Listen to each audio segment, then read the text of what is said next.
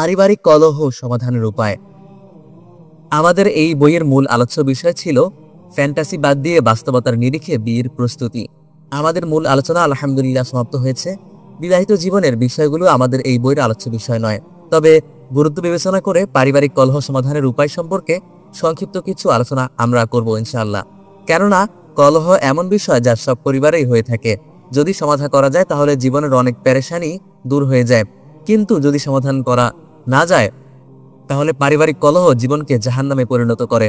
এই আলোচনার মূল বিষয়বস্তু মুফতি তাকি ওসমানী হাফিজাহুল্লাহ এর গ্রন্থ ইসলাম আওয়ার হামারি জিন্দেগির পঞ্চম খণ্ড হতে নেওয়া, যা বাংলায় ইসলাম ও পারিবারিক জীবন নামে মাকতাবাতুল আশরাফ থেকে অনুদিত ও প্রকাশিত হয়েছে। আগ্রহী পাঠকগণ সেখান থেকে বিস্তারিত আলোচনা পড়ে নিতে পারেন। কেবল মূল থিম অক্ষুণ্ণ রেখে আমরা পয়েন্ট বৃদ্ধি করেছি এবং আলোচনাও সংক্ষিপ্ত করে এখানে উপস্থাপন করছি। 1. পারস্পরিক মিল মহব্বত সৃষ্টি করা। পারস্পরিক মিল মহব্বত থাকলে কলহ এমনিতেও জন্ম নেয় না। যদি কখনো কলহ দেখা দেয়ও সমাধান করে নেওয়া অনেক সহজ হয়। রাসূল সাল্লাল্লাহু আলাইহি ওয়াসাল্লাম একবার জিজ্ঞেস করলেন, মর্যাদার দিক থেকে রোজা, সালাম ও সদাকার চেয়েও কোন আমলটি উত্তম? আমি কি তোমাদের তা জানাবো না? সাহাবী রাদিয়াল্লাহু তাআলা আনহুম বললেন, অবশ্যই জানাবেন ইয়া রাসূলুল্লাহ। তিনি বললেন, আপোষে মিল মীমাংসা করা, আর পরস্পরের মধ্যে ঝগড়া ফাসাদ হলো তো ধ্বংসাত্মক। সুতরাং বোঝা গেল পারস্পরিক মহব্বত সৃষ্টি করার ফজিলত অত্যন্ত বেশি। এটা করা গেলে পারিবারিক কলহ এমনিতেও দূর হয়ে যাবে। অন্যদিকে ঝগড়া যথাসম্ভব এড়িয়ে চলতে হবে, কেননা তা ধ্বংসাত্মক বিষয়। ঝগড়া ত্যাগের ফজিলত এত বেশি যে রাসূলুল্লাহ সাল্লাল্লাহু আলাইহি ওয়াসাল্লাম বলেছেন, যে ব্যক্তি হকের উপর থাকা সত্ত্বেও ঝগড়া ছেড়ে দেয়, আমি তার জন্য মধ্য জান্নাতে একটি মহলের দায়িত্ব নিচ্ছি। তবে এই ভালোবাসা তৈরি করতে কিছু জিনিস প্রতিবন্ধক, যথা অহংকার, উচ্চ আশা, স্বীয় স্বার্থ ত্যাগ করার প্রবণতা না থাকা, স্বার্থপরতা, দ্বিমুখী নীতি। এগুলো যদি পরিহার করা যায় তাহলে ইনশাআল্লাহ পারস্পরিক ভালোবাসা সহজেই তৈরি করা যাবে। 2. ধৈর্য ও সহনশীলতা। দুনিয়ার জীবনে আমাদের সাথে প্রতিনিয়ত যা ঘটে তার সব আমাদের পছন্দনীয় হয় না। এই পছন্দনীয় বিষয়গুলোতে ধৈর্য ধারণের সওয়াব অনেক। রাসূল সাল্লাল্লাহু আলাইহি ওয়াসাল্লাম বলেছেন, যে মুসলিম মানুষের সাথে মেলামেশা করে এবং তাদের দেয়া কষ্টে সবর করে, সে ওই মুসলিমের চেয়ে উত্তম যে মানুষের সাথে মেলামেশা করে না এবং তাদের দেওয়া কষ্ট সবরও করে না। কাজেই পারিবারিক কলহ ধৈর্য ধারণ করতে পারলে আমরা অবশ্যই উত্তম ব্যক্তিতে পরিণত হব। এছাড়া রাসূল সাল্লাল্লাহু আলাইহি ওয়াসাল্লাম আরো বলেছেন, কোনো মুমিন পুরুষ যেন মুমিন স্ত্রীকে ঘৃণা না করে। সে যদি তার কোনো একটি আচরণ অপছন্দ করেও অপর কোনো আচরণে ঠিকই সন্তুষ্ট হয়ে যাবে। এই হাদিসে রাসূল সাল্লাল্লাহু আলাইহি ওয়াসাল্লাম স্পষ্টভাবে কোনো আচরণে অসন্তুষ্ট হয়ে স্ত্রীকে ঘৃণা করতে নিষেধ করেছেন, কারণ দেখা যাবে তার অপর আচরণ ভালো। এটা বিপরীত ক্রমেও সঠিক, অর্থাৎ স্বামীর কোনো একটা দিক খারাপ লাগলেই তাকে ঘৃণা করা উচিত নয়, হয়তো তার অন্যান্য দিকগুলো সুন্দর। তাই পারস্পরিক মনোমালিন্য সবর করুন। সবরের প্রতিদান আল্লাহ তাআলা বেহিসাব দান করবেন। যদি আমরা পারস্পরিক কলহে সবর করতে সক্ষম হই তাহলে ইনশাআল্লাহ কলহ বিবাদ একা একাই থেমে যাবে। 3. ক্ষমা ও উদারতা। সবরের সাথে ক্ষমা সম্পৃক্ত। ক্ষমা করতে না পারলে অনেক ক্ষেত্রে সঠিকভাবে সবরই হয়ে ওঠে না। আল্লাহ তাআলা বলেন, আর তোমরা দ্রুত অগ্রসর হও তোমাদের রবের পক্ষ থেকে মাগফিরাত ও জান্নাতের দিকে, যার পরিধি আসমানসমূহ ও জমিনের সমান, যা মুত্তাকিদের জন্য প্রস্তুত করা হয়েছে। যারা সুসময়ে ও দুঃসময়ে ব্যয় করে এবং ক্রোধ সংবরণ করে ও মানুষকে ক্ষমা করে, আর আল্লাহ তাআলা সৎকর্মশীলদের ভালোবাসেন। সূরা আলী ইমরান 133-34। মুমিনদের জন্য তো উপরের আয়াতদ্বয়ই যথেষ্ট, যেখানে ক্রোধ সংবরণ ও ক্ষমা করার বিনিময় হিসেবে জান্নাতের ওয়াদা করা হয়েছে। স্বামী স্ত্রীর পারস্পরিক কলহে যদি ক্ষমার চর্চা করা যায়, ইনশাআল্লাহ কলহ কখনোই আর ভয়ানক রূপ লাভ করবে না। লেনদেনের স্বচ্ছতা। 4. পারিবারিক কলহে লেনদেনের অস্বচ্ছতাও বড় ভূমিকা রাখে। লেনদেনের অস্বচ্ছতা তো এমন রোগ যাতে আমরা সবাই কম বেশি আক্রান্ত। পারিবারিক পরিবেশে আমরা অনেক ক্ষেত্রেই অস্বস্তিতে ভুগি, অথচ মনে ঠিকই খচখচ করে। স্বামী স্ত্রীর কাছে প্রয়োজনীয় হিসাব তলব করতে অস্বস্তি বোধ করে। স্ত্রীর অর্থ স্বামীর কাছে থেকে থাকলেও সেও হিসাব চাইতে অস্বস্তি বোধ করে। পরে যখন প্রকৃতপক্ষেই হিসাবে গরমিল ধরা পড়ে, কুরুক্ষেত্রে বেঁধে যায়। এজন্য শরিয়াহ আমাদের একটি মূলনীতি শিখিয়ে দিয়েছে, তোমরা পরস্পরে ভাই ভাই হয়ে থাকো এবং লেনদেন করো অপরিচিতের মতো। এভাবে যদি লেনদেন স্বচ্ছতা রাখা যায় তাহলে ব্যক্তি জীবনে অনেক দিকের পেরেশানি থেকে আগে থেকেই বেঁচে থাকা যাবে ইনশাআল্লাহ। 5. তর্ক বিতর্ক ও ঠাট্টা বিদ্রুপ পরিহার। পরিবারে কলহের অন্যতম কারণ হলো একে অপরকে তুচ্ছ তাচ্ছিল্য করে ঠাট্টা বিদ্রুপ করা, বিভিন্ন সময়ে বিভিন্ন বিষয় নিয়ে তর্ক বিতর্কে জড়িয়ে পড়া, অথচ এর কোনোটাই সঠিক নয়। এক হাদিসে এসেছে, তুমি তোমার ভাইয়ের সাথে বাদানুবাদ করো না, তার সাথে ঠাট্টা বিদ্রুপ করো না, এবং এমন কোনো ওয়াদা তার সাথে করো না যা তুমি পরে ভঙ্গ করবে। এখান থেকে কয়েকটা জিনিস শেখা যায়। 1. অহেতুক বাদানুবাদ না করা। 2. ঠাট্টা বিদ্রুপ না করা। 3. ভঙ্গ করার নিয়তে ওয়াদা না করা বা এমন ওয়াদা না করা যা রাখতে পারবে না, এটা আগে থেকেই জানা আছে। দেখা যায় সামাজিক জীবনের মতো পারিবারিক জীবনেও এই বিষয়গুলো কলহের ইন্ধন যোগায়। অহেতুক বাদানুবাদ থেকে ঝগড়া এক পর্যায়ে তালাকে গলায়। একে অপরের পরিবার, পড়াশোনার সৌন্দর্য, দিন পালন ইত্যাদি নিয়ে ঠাট্টা করার ফলে এমন ঝগড়া লাগে যে শেষ পর্যন্ত সংসার ভাঙার ধসা হয়। আর বউকে করা ওয়াদা ভাঙ্গাকে অনেকে তো বীর পুরুষের লক্ষণ বলে মনে করে। কেউ আবার মজা নেয়, বউকে অহেতুক রাগাবেন না। অহেতুক রাগাতে থাকলে এক পর্যায়ে সে এমন ক্ষুব্ধ হবে যে সম্পর্ককে আর স্বাভাবিক পর্যায়ে আনা সম্ভব নাও হতে পারে। এই রোগগুলো থেকে বেঁচে থাকা যায় যদি, তাহলে ইনশাআল্লাহ পারিবারিক কলহ অনেক কমে যাবে। 6. মিথ্যা পরিহার। মিথ্যা এমনিতেই অনেক বড় গুনাহ, আমরা সবাই তা জানি, কিন্তু এই মিথ্যা যদি এমন কারোর সাথে বলা হয় যে আপনাকে বিশ্বাস করে, তাহলে নিঃসন্দেহে তা আরো বড় গুনাহ, এবং এতে মিথ্যা বলার পাশাপাশি বিশ্বাস ভঙ্গের অপরাধও যুক্ত হবে। এক হাদিসে এসেছে, সবচাইতে খেয়ানত হচ্ছে তুমি তোমার ভাইকে এমন কিছু বললে যা সে সত্য বলে মনে করলো, অথচ এই ব্যাপারে তুমি তার সাথে মিথ্যা বলেছ। পারিবারিক জীবনে এই হাদিসের প্রভাব অপরিসীম। স্বামী স্ত্রী এমন দুজন সত্তা যারা সর্বাধিক আপন, শারীরিক ও মানসিকভাবে এতটা আপন দুনিয়ার অন্য কেউ হয় না। তারা একে অপরকে বিশ্বাস করে, একে অপরের উপর আস্থা রাখে, অথচ দেখা যায় একে অপরের কাছে মিথ্যা বলে। স্বামী বা স্ত্রী যেই বিশ্বাস ভঙ্গ করে মিথ্যা বলুক না কেন, অপরপক্ষ তার সত্য বলেই সরল মেনে নেয়। অপর সত্যটা যদি নাও বুঝে, নাও জানে, আল্লাহ তাআলা অবশ্যই জানেন। তার দরবারে খেয়ানতকারী হিসেবে নাম উঠে গেলে সে খেয়াল কি আমাদের আছে?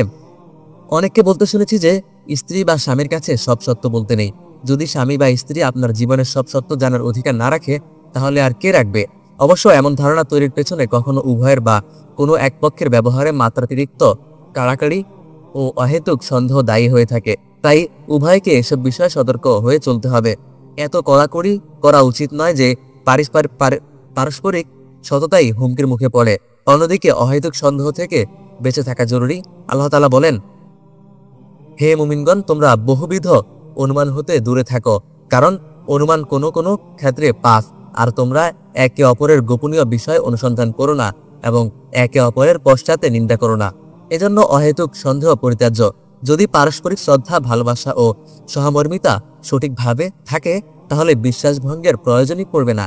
অবশ্য একজন কড়াকড়ি করে বলে আরেকজন মিথ্যা বলা জায়েজ হয়ে যায় না।